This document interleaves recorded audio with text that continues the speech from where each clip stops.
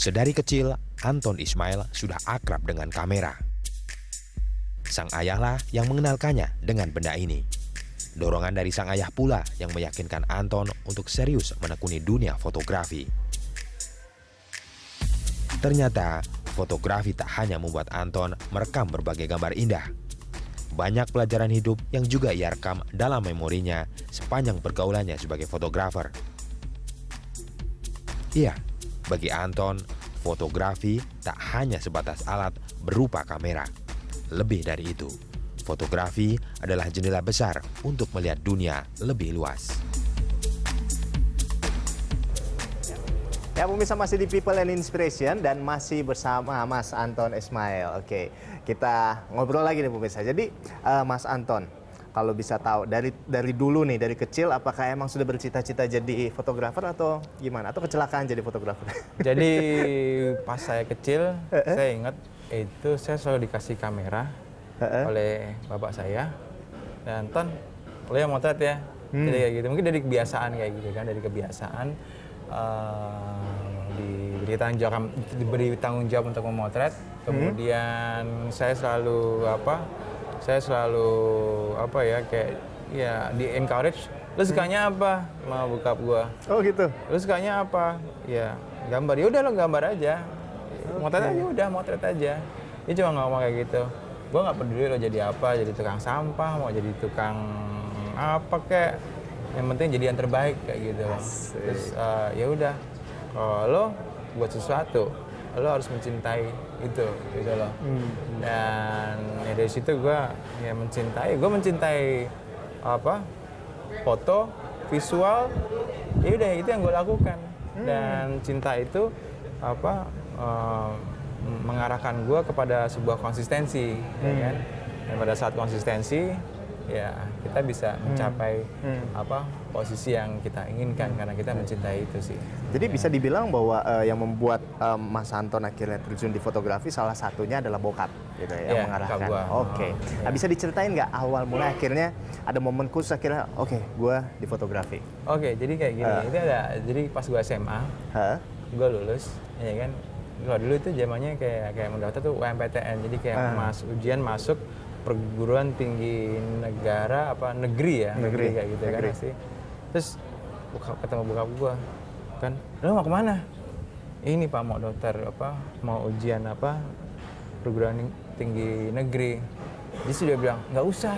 Loh nggak usah, kenapa? Lo nggak bakal lulus, kayak gitu nggak bakal diterima. Sialan, masa sih kayak gitu kan? Serius gua akhirnya, gue digituin sama orang tua gue minder, tapi kayak mindernya sedikit, tapi kayak lama-lama gue mikir. Bokap gue ngomong, ya udah, lo tuh sukanya apa, kayak gitu loh. Lo sukanya apa? Lo coba mikir deh, apakah lo pikir sesuatu yang lo bisa lakukan itu di seumur hidup lo dan lo mencintai itu. Gue bilang, ya udah, gue suka fotografi. Di situ, ya udah, gue jadi kayak hal kayak gitu yang buat gue kayak, ya udah, gue fotografi, gitu aja. Karena gue mencintai itu. Ya fotografi apa yang gue jalankan bukan enak-enaknya aja, tapi kayak yang nggak enak lah pokoknya gitu, up and down, tapi kayak misalkan lo mencintai itu ya lo akan melakukan itu terus gitu loh. Gue bisa melakukan itu dengan kondisi apapun gitu. Oke. Ya Baik. Nah jadi dunia fotografi kan, teknologi zaman sekarang membuat dunia fotografi itu semakin berkembang, bahkan sangat berkembang dibanding zaman dulu mungkin ketika Mas Anton pertama kali untuk belajar fotografi. Nah, kalau dari Mas Anton sendiri, apa sih plus minus dari perkembangan teknologi di dunia fotografi ini? Perkembangan fotografi sekarang, siapa sih yang nggak bisa motret, atau siapa sih yang belum pernah melakukan sebuah pengalaman memotret? Sekarang semua orang udah memotret ya, misalkan dari handphone. Iya.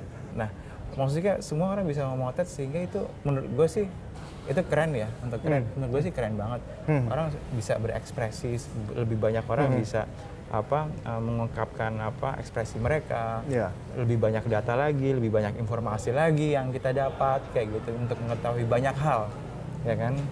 Tetapi di lain pihak itu adalah sekarang fotografer industrinya sekarang mulai kacau karena apa? Semua orang bisa memotret, ya kan? Persaingan harga seperti itu. Makanya saya menuntut ke teman-teman saya, siswa-siswa saya yang belajar dengan saya, jangan hanya belajar tentang fotografi saja. Fotografer yang baik itu adalah fotografer yang mempunyai wawasan luas. Kayak gitu menurut saya. Kalau lo masih berkutat bicara tentang fotografi terus, forget it, lo tidak akan berkembang kayak gitu loh. Lo harus nongkrong di banyak tempat gitu loh. Kalau lo pengen open minded, lo harus nongkrong di mana? Tempat orang yang open minded juga. Seberapa berkembangnya lo, wawasan lo itu dipengaruhi seberapa banyak lo nongkrong di banyak tempat. Menurut gue sih itu. Jadi salah satu cara untuk stretch kemampuannya ya salah satu dengan cara seperti itu ya. Kita keluar dari comfort zone, kita bergaul dengan orang-orang yang senyum dong. Masuk TV. Senyum dong. Ya, jadi pemirsa kita nih lagi barusan kelar kelas pagi ya. Jadi banyak siswa-siswa yang ayo lewat aja. Lebih kece masuk TV. Asik. Yuk silakan. Oke, tapi kita sambil ngobrol ya. Oke. Jadi menarik juga di sini. Nah, sekarang kita balik lagi ke kelas pagi nih. Untuk kelas pagi sebetulnya apa aja sih yang diajarin? Kalau tadi kan katanya harus lebih dari sekedar fotografi gitu kan, harus menambah wawasan juga. Seperti apa?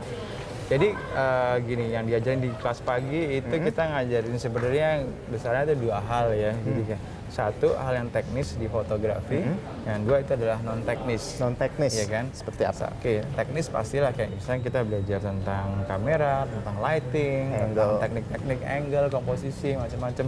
Non teknis itu adalah sebenarnya kayak kita menggali hal-hal yang di luar fotografi seperti kayak kita belajar mengenal diri kita sebenarnya. Kita belajar mengenal diri kita dan kita belajar berkomunikasi, bagaimana berkomunikasi. Intinya adalah itu, kita adalah manusia sosial. Keberhasilan kita ditentukan dengan seberapa jauh kita mengerti dan bisa melakukan sebuah komunikasi yang baik gitu loh dengan orang lain. Kayak gitu sih menurut saya. Lo bisa menjadi atau berani menjadi diri sendiri gitu sih menurut saya. Gitu. Tapi kalau dari Mas Anton sendiri ngajar apa? Apa Mas Anton pengajar tunggal di sini atau gimana? Enggak ada beberapa pengajar yang membantu saya, tapi saya lebih memilih untuk ngajar komunikasi, presentasi. Presentasi. Ya, bagaimana lo bisa mempresentasikan diri lo lebih baik lagi. Gue lebih suka masuk ke dalam bidang memotivasi teman-teman. Gitu. Ya. Wah, asik keren. Nah, Mas Anton nih, ini saya mau nanya nih. Jadi sebetulnya apa sih hal yang paling penting yang harus dimiliki oleh seseorang agar bisa menjadi seorang fotografer yang mumpuni, yang apa yang dibutuhkan agar kita dapat menjadi seorang fotografer yang mumpuni? Satu adalah hal yang masuk ke saya adalah ilmu komunikasi itu. Ilmu komunikasi itu meliputi salah satu yang terpenting itu adalah presentasi, dan juga bukan hanya presentasi aja yang penting, tapi juga maksudnya kayak ilmu nongkrong. Kita bisa keluar dari box kita sendiri gitu. Kadang kita mengatakan yang terbaik adalah ide kita, tapi kita nggak sadar bahwa kita berada di tengah-tengah manusia yang beragam kayak gitu. Dan dari situ pada akhirnya kita nanti nggak bisa menghargai orang lain. Maksudnya kayak itu menurut saya adalah seorang fotografer yang very sempit ya. Maksudnya kayak menurut saya fotografer harus mempunyai wawasan yang luas juga kayak gitu loh, keluar dari comfort zone-nya mereka kayak gitu. Dan menurut saya itu penting sekali sebagai seorang fotografer untuk berani keluar dari zona nyamannya dia ya. Nyamannya dia. Keren. Menurut saya ya. Misalkan yang lain mempunyai ide lain ya monggo kayak gitu.